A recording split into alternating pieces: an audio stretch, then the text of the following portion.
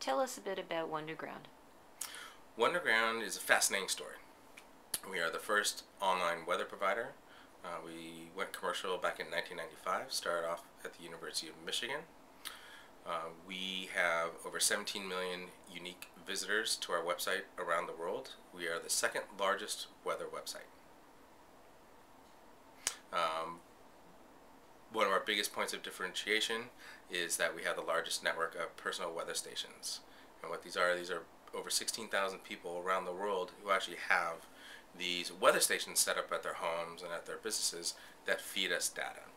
So we have a lot of localized data, and especially in San Francisco, the weather in the Mission District can be vastly different than the weather out in the Richmond District. And ours is the only website that is actually going to be able to show those differences.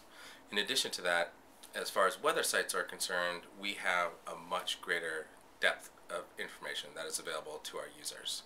And what we find is that people who have higher levels of education tend to go to our site because we provide all the data that they're looking for in a very easy way to view it.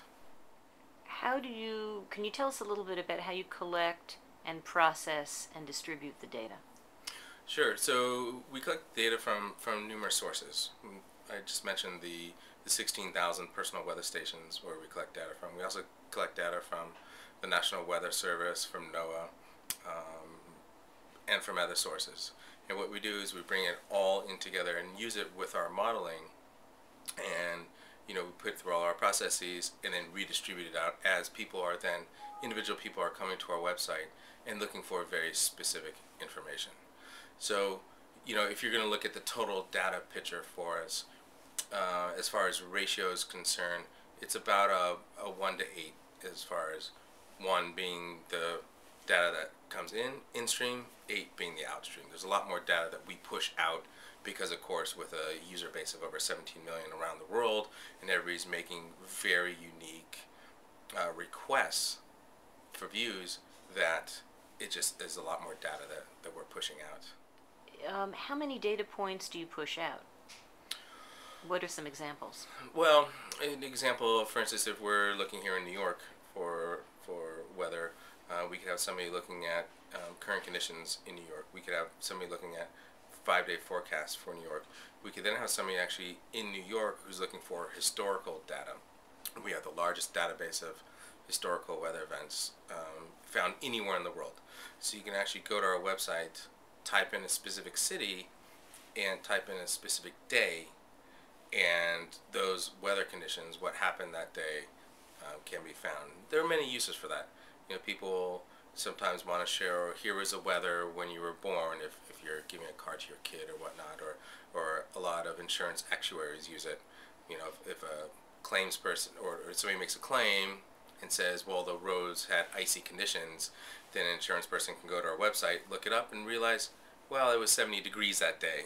I don't think that the roads were necessarily icy.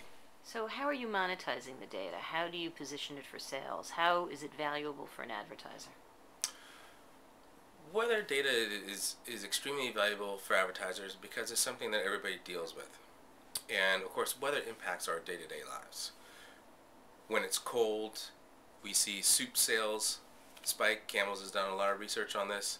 When it's inclement weather, they push out their marketing, and chicken noodle soup sales fly out the shelves. Pizza sales spike. So just think about your own behaviors as a consumer. If it's cold outside, you don't necessarily want to cook, or you don't want to go out, you want to have hot food brought to you. So there's a big uptick in pizza sales. So as for a marketer, it's important when your universe of customers expands, you want to make sure that you're grabbing extra market share. You don't want to lose out to your competition or just ride the normal uptick in sales. You want to actually get more than your competition. And at Wunderground, we're able to provide that data and provide those insights and say, okay, look, in 3 days, there's going to be a cold spell. Now, we've seen historically that during a cold spell, pizza sales will spike. Let's heavy up the advertising so that you will gain bigger market share.